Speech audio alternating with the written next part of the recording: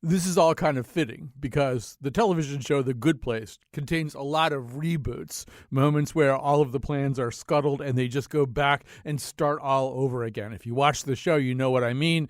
We kind of have to do this too because this show was scheduled to run on Friday. We actually did the show on Friday, but while we were doing it, the president took over with an interrupting and preempting presidential address. So, son of a bench, we have to do it all over again.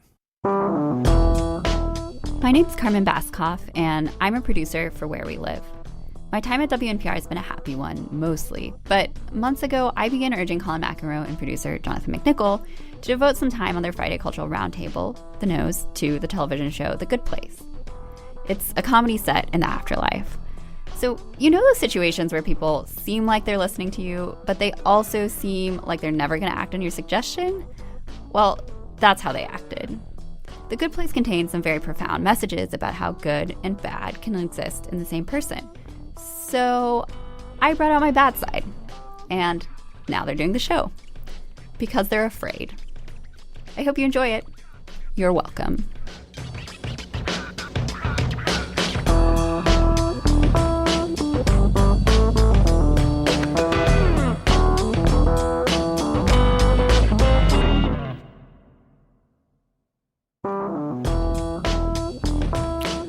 So welcome to this unusual episode, an episode which has an unusual genesis, as you might have heard in some commentary that ran before the news. But if you didn't hear that, what happened was that Where We Live's producer, one of the Where We Live producers, Carmen Baskoff, quite some time ago, I'm not exactly sure how long ago, first approached us and said, you know, you really ought to talk on your Nose, the Friday Cultural Roundtable, The Nose. You ought to devote a segment to The Good Place.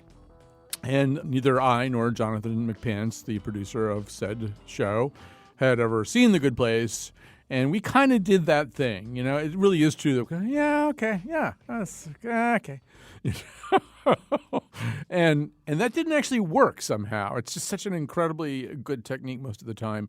And Carmen just sort of kept coming back. And although Carmen is, you know, I think ordinarily kind of an introvert. She might even be the biggest introvert on our staff. And that's really saying something because there's just almost wall-to-wall introverts. It turns out she has a very forceful side that can even start to sound a little bit menacing, maybe because she's ordinarily, you know, so reticent. So at a certain point, this tone crept into her voice after we'd blown off this idea like 6 times. and thank God or thank somebody anyway, because The Good Place is an amazing show, which, you know, once we started binging it and we understood exactly why she wanted us to do this. And so that's what we're doing today. The whole show, in fact, is going to be about The Good Place. In studio are, in fact, two voices very familiar to listeners of this station. Susan Bigelow, librarian, columnist for CT News Junkie, and a science fiction fantasy novelist. Rebecca Castellani, director of venue operations and tour marketing for We Save Music. Also joining us by Skype right now is Sam Anderson, a staff writer for the New York Times Magazine. His piece about The Good Place in last year's Culture issue is called The Ultimate Sitcom. We should also say that Sam's recent book, Boomtown, the fantastical saga of Oklahoma City, its chaotic founding, its purloined basketball team, and the dream of becoming a world-class metropolis, has essentially nothing to do with the conversation that we're going to have. But then, you know, it is there. So,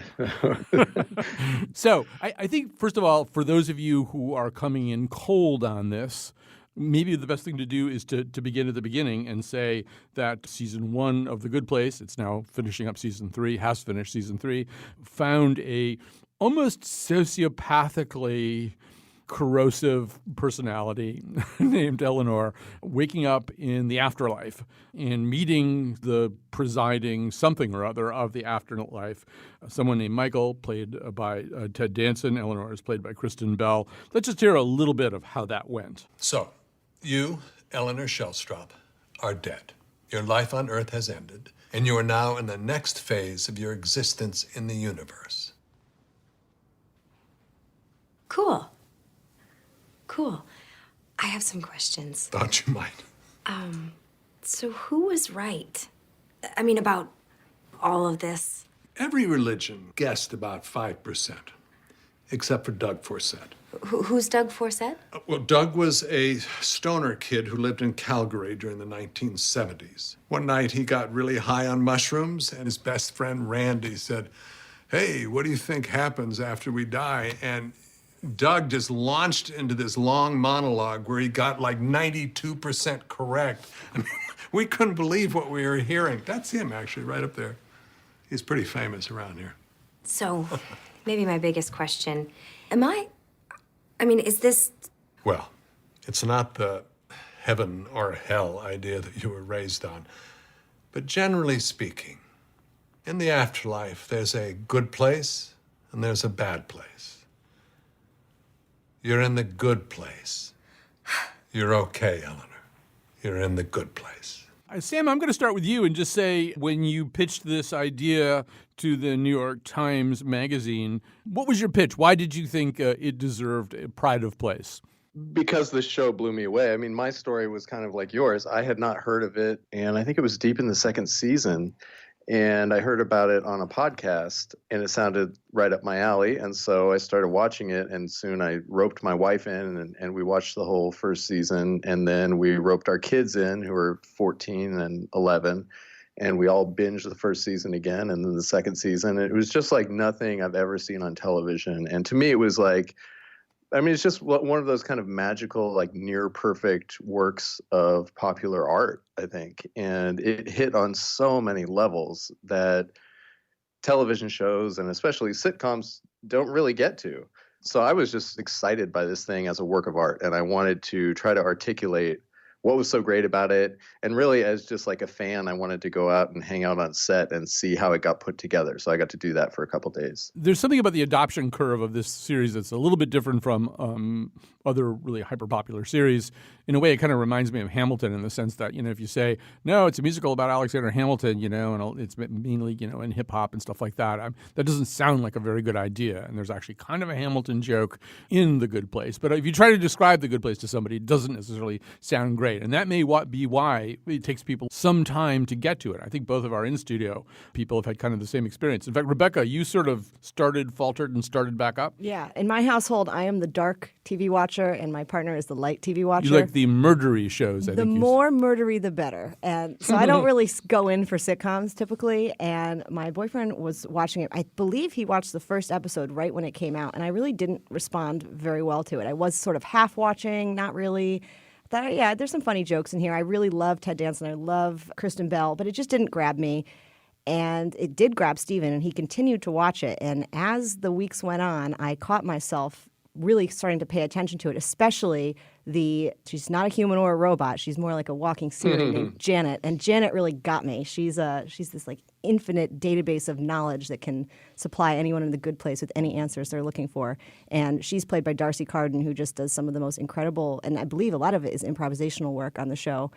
And I just started to fall in love with it. So I started back at the beginning and went all the way through the first season, and have been a loyal viewer ever since. Yeah. What about you, Susan? So my wife and I, we had finished our marathon, years-long watching of all of Star Trek, and we were looking for something new to watch. And everybody had been talking about this show, and it's like, oh, okay, give it a try. The premise sounded kind of flimsy.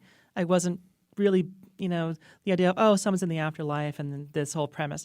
It just sounded kind of weird. So I thought, this is the kind of thing where I'm going to watch a couple of episodes and give up on it. But as soon as we started watching it, we were hooked, like immediately.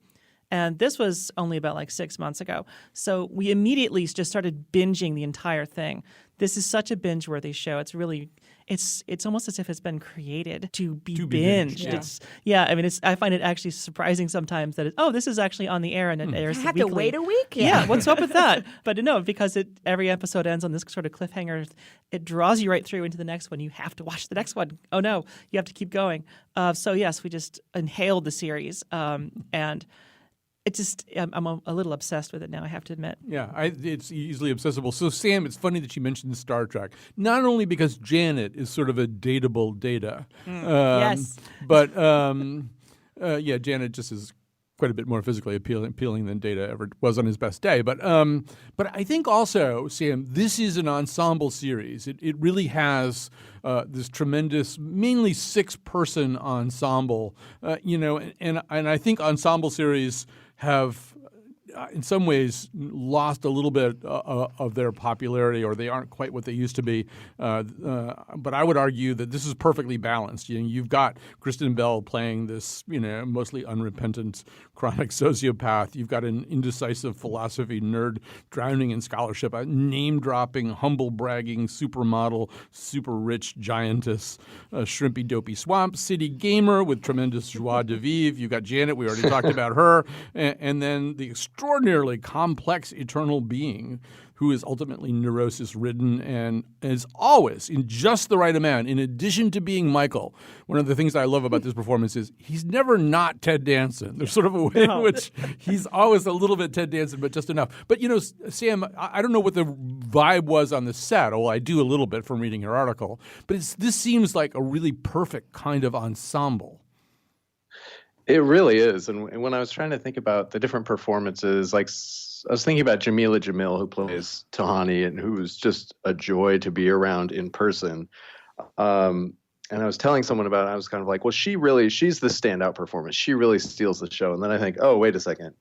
No, there's Janet, Darcy Carden. She kind of steals the show. And actually, Ted Danson really, and you can go through the entire list of actors and characters here, and everyone is unique and irreplaceable and kind of pops out of the landscape of the show. And on set, it's just a love fest. I went in kind of a little skeptical of that because you hear that from a lot of different creative teams working together. But I think this is a special case because the creator of the show, Mike Schur, is famous in the industry for this policy of hiring, which is the cleaned up version is no jerks. He vets people to make sure that there just aren't any toxic personalities around, no matter how talented anyone is, from the leading star to the people who are doing the tech side of things. That's the main requirement, is that you are a good person, you're a nice person, and you're good to work with. This show came deep from his soul. He wanted to investigate what it meant to be a good person in the world and the challenges and complexities of that. And so he put together this team comprised of, insofar as he could vet such a thing, really good people. And they all seem to really deeply love each other and be striving to make this work of art that is actually investigating that question in a meaningful, philosophical way. I should point out that Michael Schur, the aforementioned creator of the series, grew up a roughly 8-minute drive from where we're sitting right now. And there apparently is some inspiration for some of his series. I'm not sure about this one, but he also was co-founder of Parks and Rec, and he apparently based Pawnee on Simsbury or something. I can't remember the whole thing. Yeah, but I want to talk a little bit more about this ensemble idea too, Rebecca, too, because one of the things that I always felt, I grew up with some series where the ensembles were really interestingly balanced. I always point to Taxi, where Judd Hirsch is kind of the moral center, the everyman, and then you've got Danny DeVito as this completely corrupt and horrible little man, and then you've got Christopher Lloyd as this guy who's in touch with an alternative reality, and you've got Tony Danza as this sort of dopey boxer, and there are all these different worldviews that support each other and provide alternatives to each other. And I feel like in the Seinfeld era, we started to get ensembles where they all kind of had the same approach to life. I would put Veep in that category. But one of the things I love about this series is that each one of these cast members, first of all, perfectly plays the character that they're supposed to be playing. And each one of these characters offers a slightly different take on things. Yeah, absolutely. I think the Seinfeld comparison is a great one. I never could connect with Seinfeld. Certain jokes I thought were funny, but I struggled with Seinfeld because I just felt like I was getting, the same viewpoint told through slightly different variations of acting. And this show is so refreshing, not only in its commitment to having a diverse cast, but the fact that they're really debating, and you get almost a sense that the actors themselves are debating these moral, ethical, philosophical questions with each other. I've been listening to The Good Place, this podcast, which is fabulous. Any fan of the show should really check it out. It's really great. And Mike Schur was talking about how he makes these packets with all the dense philosophy and will give them to the actors, and they'll read them, and that informs their performances to this very intimate level. And I think that the fact that they're all kind of attending to it with their own humanity in addition to the acting that they've been given is just fabulous. It's really a wonderful, unique setting for a sitcom. Susan, I think another thing the series does in a really interesting way is blend high and low humor. Now, the high humor couldn't get higher. I mean, it's theological in nature. It's philosophical in nature. There's a tremendous reliance on everybody's liberal arts education, so that you know that the book being slid across the table is by Martin Heidegger or something. But there's also, because all of these people are reprobates, there's a lot of really funny sex jokes and body type jokes and dumb guy jokes regional jokes that are absolutely kind of about as low as they get. The running Jacksonville gags are some of my favorite. So good. Having been to Jacksonville, it does amuse me that Blake Bortles is a real person on a real NFL team. Well, we should say that just very quickly. There's this character, Jason, makes a little joke about the fact that he has to run off and on some escape plan, and he wants to save the Madden game he's playing because Blake Bortles has just thrown for 300 yards. And, Blake Bortles is like the funniest quarterback joke you could make in that situation. There's people who work on the show who know about Derek Parfit's philosophy and also know that Blake Bortles is a very funny football player. And it's a funny name anyway. Yeah. No, there's a lot of very low humor, and it's almost like that's the candy coating for all the high class philosophy jokes. So it really does. It gets me on every single level, and I love that. It's not elitist. You never get the sense that it's talking down to you, even though the subject matter oftentimes is difficult, advanced level philosophy. It's brilliant. Sam, Seinfeld famously, or the Seinfeld ethos was famously no hugs, no learning. Well, Michael Schur has explicitly turned this on its head, right? Mm-hmm. Yeah, that was one thing I kind of realized as I was watching the show and trying to figure out what felt so new about it. And what I landed on was there's always been this tension running through the history of the sitcom as a form, which is this tension between just giving us kind of a fire hose of jokes and making us laugh and entertaining us versus this impulse to kind of teach us something about life. I call it, in the piece I wrote, I called it the jester impulse versus the guru impulse. And so, in the 80s, you remember a lot of those sitcoms, you had kind of a lot of very special episodes. You were supposed to come away with some deep appreciation for like telling the truth and not doing drugs. And that after a while gets very tedious, of course. And Seinfeld kind of swung the pendulum all the way to the other direction and said, we're not interested in learning. We're not interested in goodness and virtue. We're just going to make you laugh. We're going to be as cynical as possible. And it was, they called themselves the show about nothing. My wife had a great line. She said, if Seinfeld was the show about nothing, The Good Place is the show about everything. Mm-hmm. Because The Good Place takes that tension at the heart of the sitcom and it makes the entire show about that. This is a show that is explicitly about learning. And we should say, maybe just to set it up, like Eleanor, who is this, as she calls herself, Arizona trash bag, and just like kind of the worst person you've ever seen, is wrongly placed in the good place, she discovers. And so she asks her soulmate that she's paired with in the good place, Chidi, who's an ethics professor, to teach her how to be a good person. And so you have very explicitly that impulse of the sitcom where someone's learning a lesson just right at the center of everything. So every joke in the good place is a joke essentially about being a good person, about virtue, about learning. So it's kind of an amazingly daring kind of parlor trick. We should say one more thing without which you will not understand other things that get said here, which is that one of the conventions of the show is that in the afterlife, well, Eleanor in particular, the Arizona trash bag, has a real potty mouth. The problem is in the afterlife, everything that you say, if in fact it is a vulgarity or a profanity, is automatically adjusted. So it comes out of your mouth in a completely different way. Here's kind of a little sense of how that sounds. Somebody royally forked up. Somebody forked up.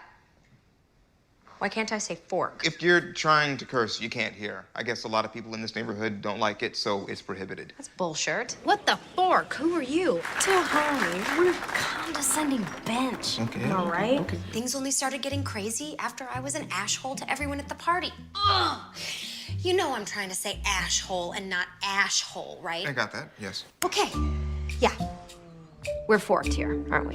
That Tahani is a real butthead, huh? Hey, at least I can still say butthead. Oh, she is a butthead. Oh, fork me. So, just we're gonna take a break here in just a second here. But I've already gotten a sense from Sam that that Tahani has seduced him in any number of ways and had become kind of maybe a favorite of his. But there's a way also, as Sam also said, everybody's your favorite character because the ensemble works so well. I don't know, Susan and Rebecca. Susan, are you particularly enamored of any particular character? Oh, I couldn't do without Janet. Yeah. I do love Janet. I also really, surprisingly, I love Jason. Oh, I do. He's just so pure in his way. In that sort of ensemble balance, there's an awful lot of cynical characters and self-seeking characters. Jason is the one who, as I said before, has an incredible joie de vivre, which I think helps feed the balance of the ensemble. And you're a you're a Janet person, Rebecca. Yes, or very a Rebecca much. person, Janet. I mean, that's a very high compliment. Yeah, no, I'm definitely Janet steals the scene. Every scene she's in just runs away with it for me. But I do agree with everything we've been saying about the ensemble cast. I've never related across the board to and enjoyed so many characters. There's really not a weak spot on the cast. I can't think of anybody that I would say even. The level beneath ensemble, the recurring characters that appear maybe once a season are fantastic. I don't want to give anything away, but there's just so many wonderful, wonderful characters. All right, so we're going to take a quick break. We're going to come back. We're going to add a character to our ensemble, and we're going to keep talking about The Good Place.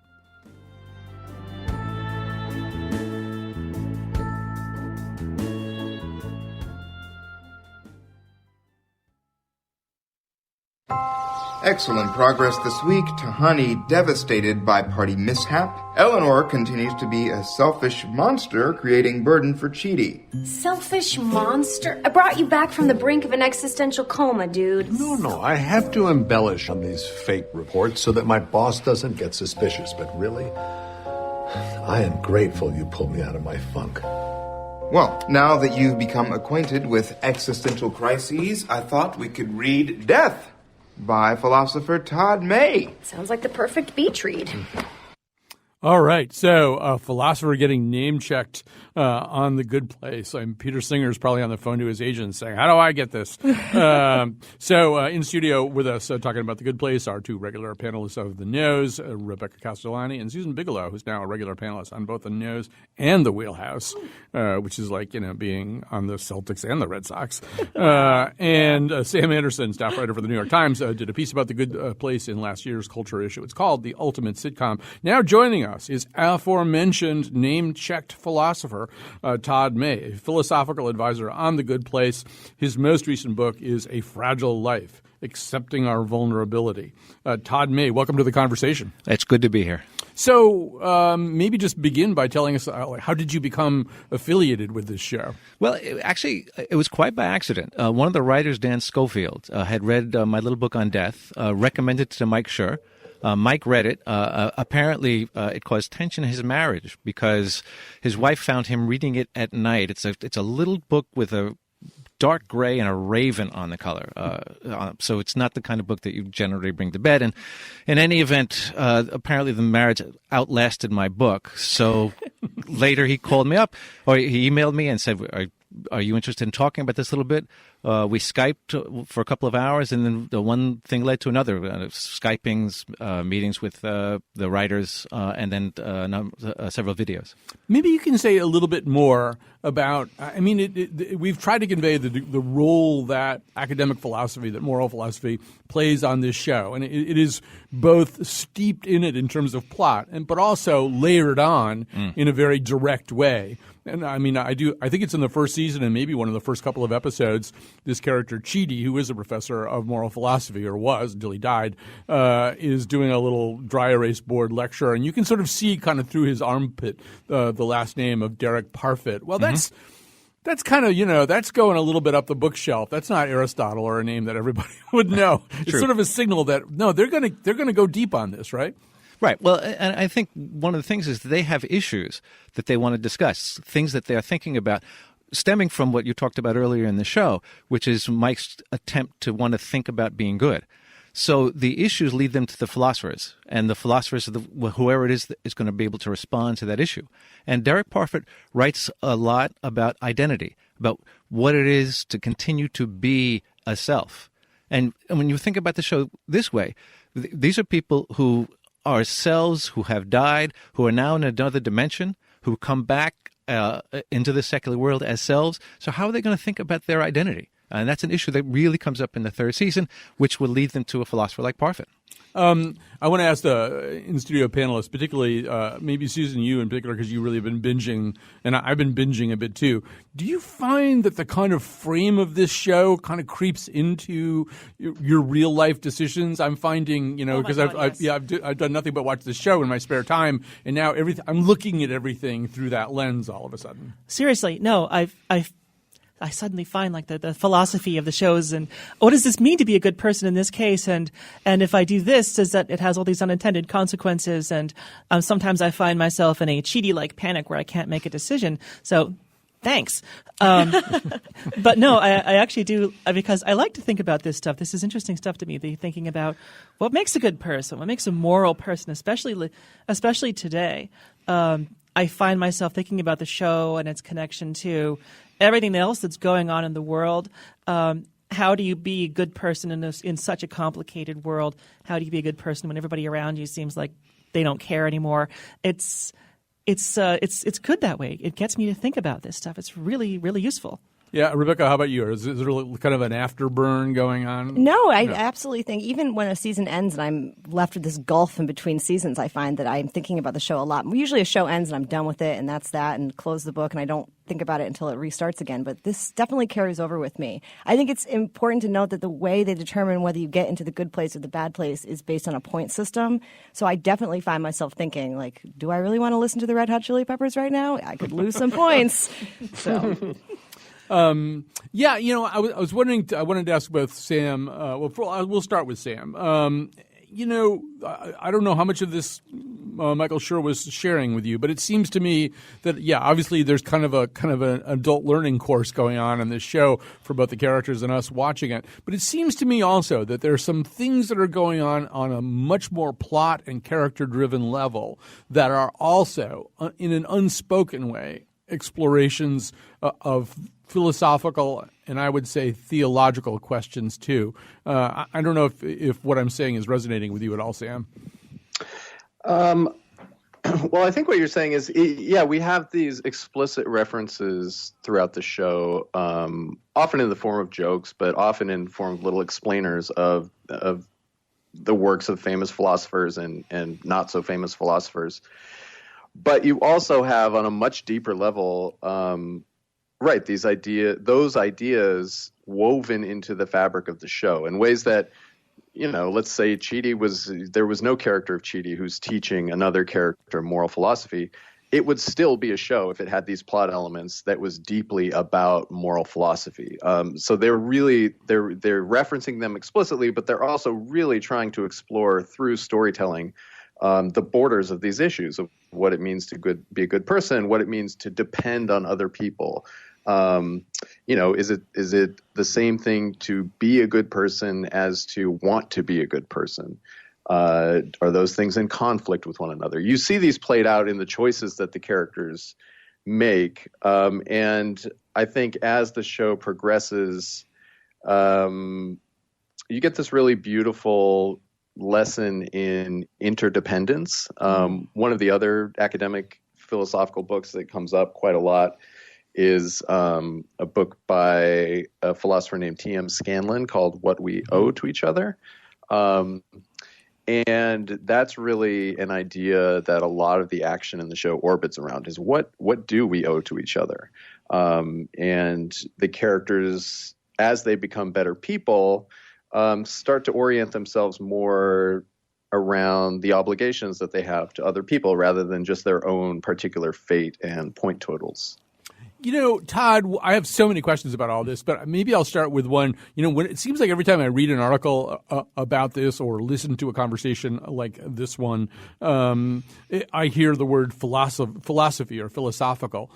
less so than theology or theological. But I mean, a quick survey of the internet tells me that there are churches all over America who are doing special The Good Place programs. You know, they're using the series as a teaching model. And I don't know how you process that. I actually do. Well, and I'll just let you sort of take that. I'll let you react to it. Well, I think one of the things that Mike wanted to do with the show was not make it oriented toward any particular religion or against religion. So he creates a good place, and you had this in part one of the snippets of the show, in which everything gets it or every religion gets it partially right.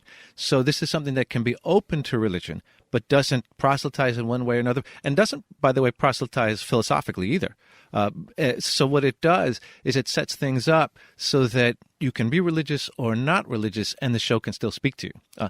And I also, let me pick up also on something Sam just said, because one of the important philosophical elements of the show doesn't occur when they're talking about philosophy. It occurs in the relationships themselves. Yes. It's as though in the context of forming bonds with people, Eleanor with Chidi, Michael with the four of them, that the moral character begins to emerge for them, that they're treating each other well. So it's not as though they're reading a bunch of philosophy and then learning how to treat each other. It's that they're developing relationships out of which their own, we could say, their own moral character gets to come to the fore. Right. Hell is other people, but heaven is also other people. Exactly.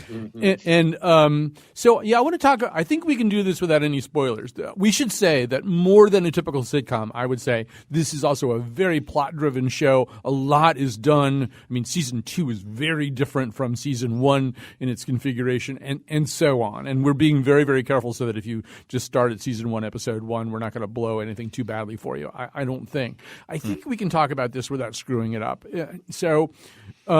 I think one of the really interesting questions here that's not being discussed academically, and I'd love to hear everybody about this, but Rebecca, I'll start talking to you, is this character of Eleanor, the protagonist, played by Kristen Bell, is, as we've been saying all along, has been kind of a sociopath, a near sociopath in life, somebody who has taken basically every unbelievably selfish choice with absolutely zero regard for the consequences of those choices for other people.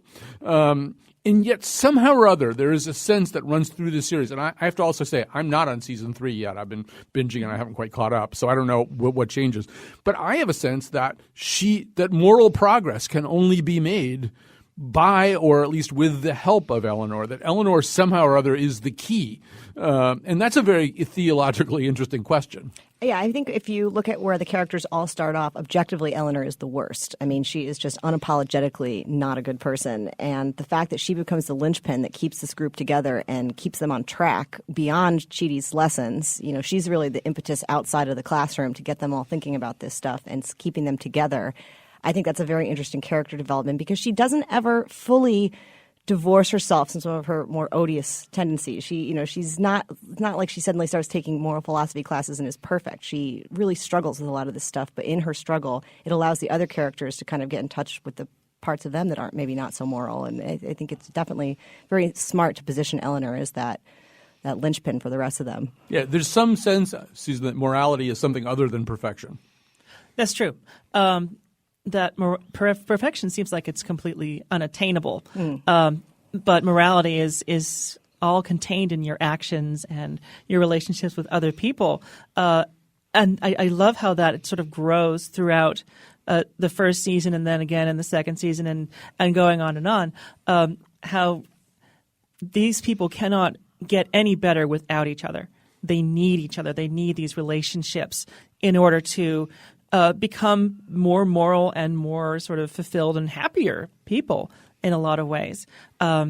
So, yeah, morality and right and wrong are just not just these sort of clear-cut right and wrong things. It's very much tied into every little action and every little relationship we may have. It's like the difference between reading a Martin Heidegger being in time on your own and then being in a classroom with a bunch of other learners that are asking questions. I mean, it definitely requires others to make sense of a lot of this stuff. Right. And so Todd May, this also, I mean, she just provided a very nice segue, which is, we should first of all say, if you really want to do a deeper dive, there's always Mother Forkin Morals with Dr. Todd May. Which is great, by the way. Which is, you can watch on YouTube and other places, I think. But, for anybody coming out of the academic tradition, Todd, this is going to be kind of thrilling. I mean, the trolley problem might be the moral philosophy problem that everybody knows.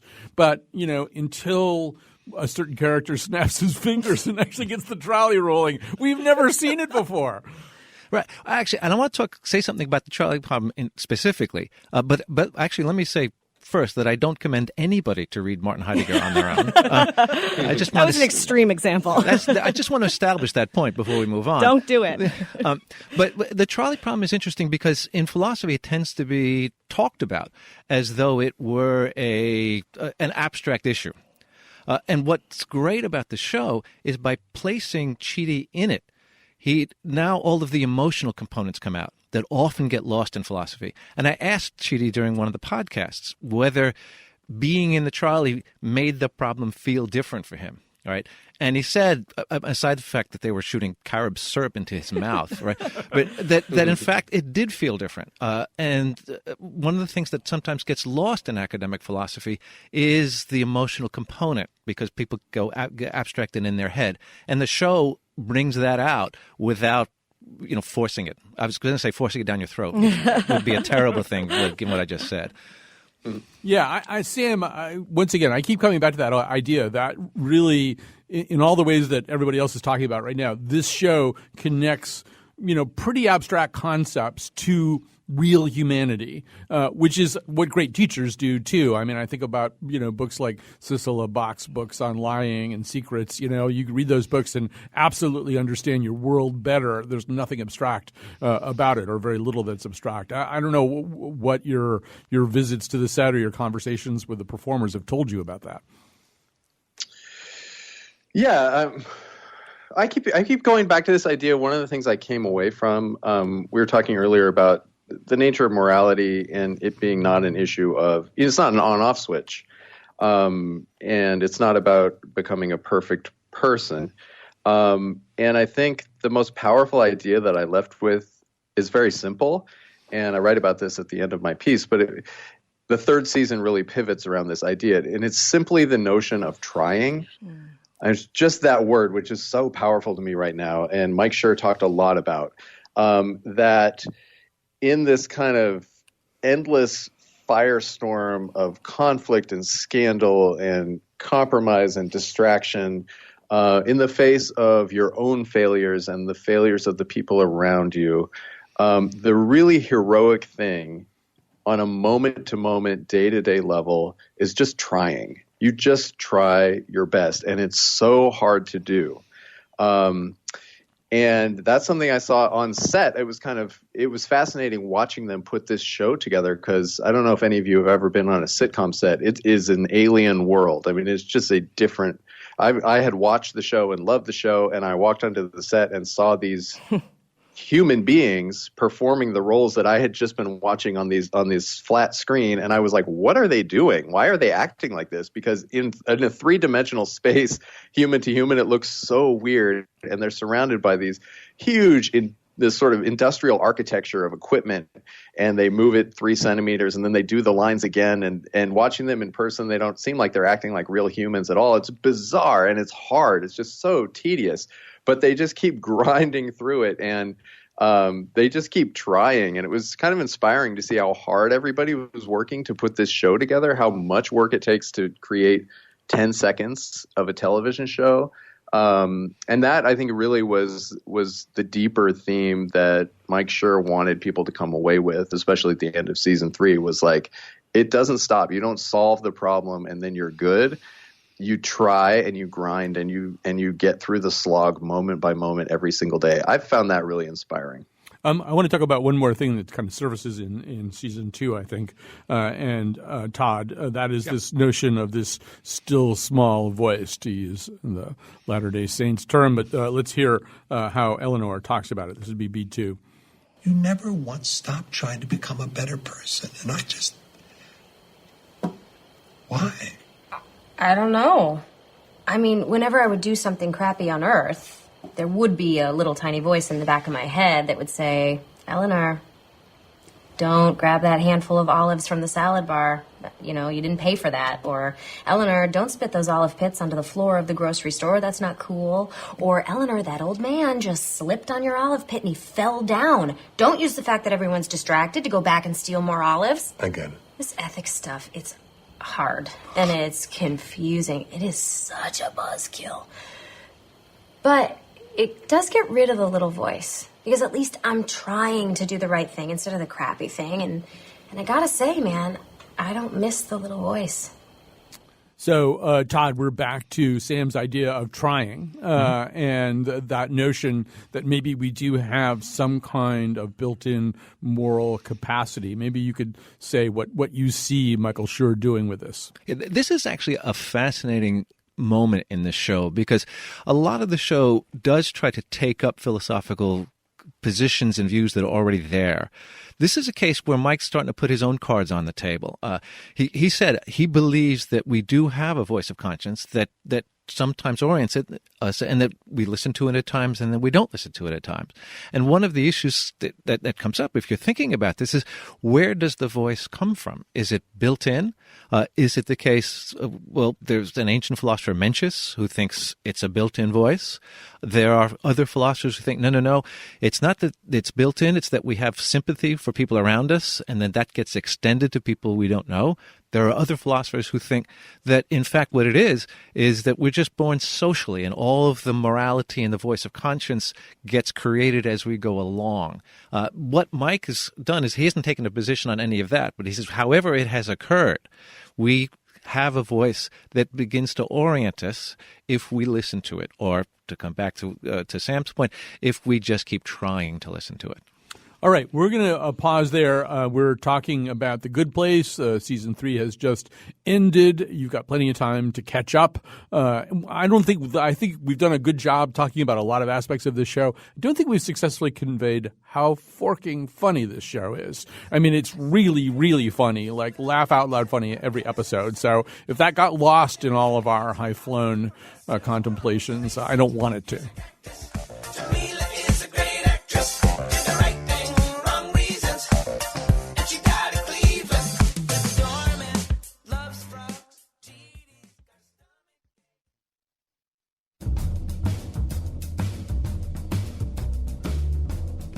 Son of a bench! This forking show is produced by Jonathan McPants and me, Kyone Wolf, based on a concept by Carmen Baskoff. The concept was that if we didn't do this episode, Carmen was going to hurt us in some strange and unpredictable way. The part of Bill Curry was played by Adam Scott. We'll be back on Monday with a show about the weekend news, although my guess is that booking Roger Stone as a guest has become less likely. And now, back to the okay place. Okay, so we should say also that if you're a student of Parks and Rec, there apparently are zillions of Parks and Rec Easter eggs scattered all the way through. I can A confirm. Good Place. Yeah. So, for example, one of the characters does die by suffocation in a safe, and the safe is made by the Swanson Safe Company. There's stuff like that. So we're going to make some recommendations and endorsements. Why don't we begin? Let's begin with one of the seasoned hands here. So, Rebecca, go ahead. So I have a couple documentaries for you this week. The first is the literal embodiment of The Bad Place if you are a rich millennial, and that is the Fire documentary on Netflix, The Greatest Party That Never Happened. I was aware of this story when it came out, as I'm sure most of us were. This documentary is something else. You will laugh and you will cry and you will feel all sorts of strange feelings. So I highly recommend it. I don't necessarily think it's a good thing, but it's worth watching. And the second one, which just blew my mind, I was on the edge of my seat for, was Three Identical Strangers, which is on Amazon. And I believe it's airing next week on primetime. So highly recommend both of those, Three Identical Strangers and Fire, The Greatest Party That Never Happened. Yeah, we devoted an episode of The Nose to the latter one when it came out in theatrical release, and there's a lot of talk about maybe doing the Fire one on The Nose. So, Todd, why don't you go next? Do you have a recommendation for us? I do, but now, let me say this to start, though. When a philosopher makes a recommendation about stuff in popular culture, I hope I'm not just met with howls of derision. You're kind of pulling a Chidi already on this. I just want to say that. No, but I could decide. I could decide what I wanted to say. So I want to recommend the film Boyhood, the Richard Linklater film, which is actually a film about growing up and coming to understand things. Filmed over, a dozen or 15 years that uses the same actors over those dozen or 15 years. And then this is a bit of a downer, but we've already established through Eleanor that philosophers are buzzkills anyway, is Manchester by the Sea, the Kenneth Lonergan film, which will drag you through the emotional mud, but it has a set of deep characters, each of whom always has more than you think they've got. Well done, well done. All right, Susan Bigelow, why don't you go next? All right, so people have documentaries and films, and I just got some cartoons. So I want to endorse two cartoons. One of them has been around for a long time. It's Steven Universe, and it just came to its season, maybe series, I don't know, finale, and which completes a lot of the sort of long arc, more emotional arcs of the show. And it's something that appears like a kid's show, but there's a lot of deep stuff about relationships and friendship and war and all kinds of other things in it. It's really, really good. The other one I wanted to endorse is they've actually done a reboot of the 1980s cartoon She-Ra, and it's really good. It's surprisingly good. It's also very, very, very queer, and its sensibilities, and it's just wonderful to watch. So both of those things, I've often felt like we're kind of living in the middle of a golden age of American animation, and the shows like this are why.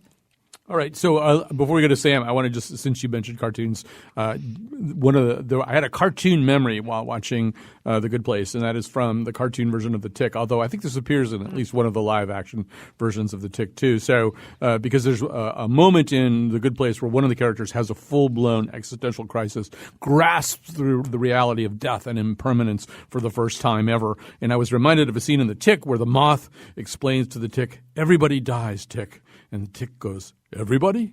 Even horses?"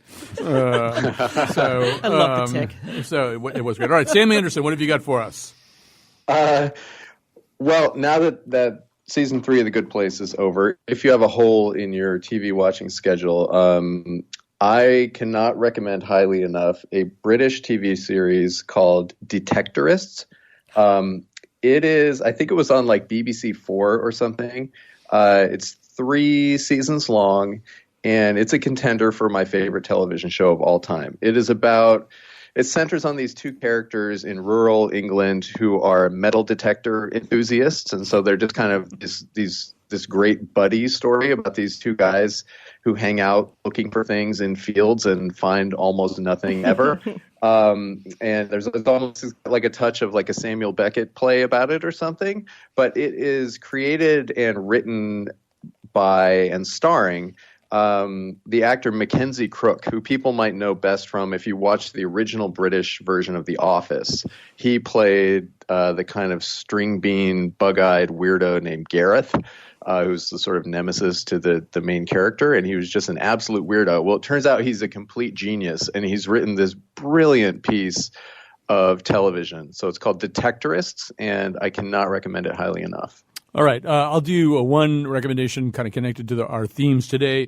I made a little joke before we went on the air to Todd about Elaine Pagels. In fact, Elaine Pagels, who's one of the really interesting writers about religion, has written a new book called Why Religion, in which she weaves her own story and these two massive tragedies in her own life into her own contemplation of religion.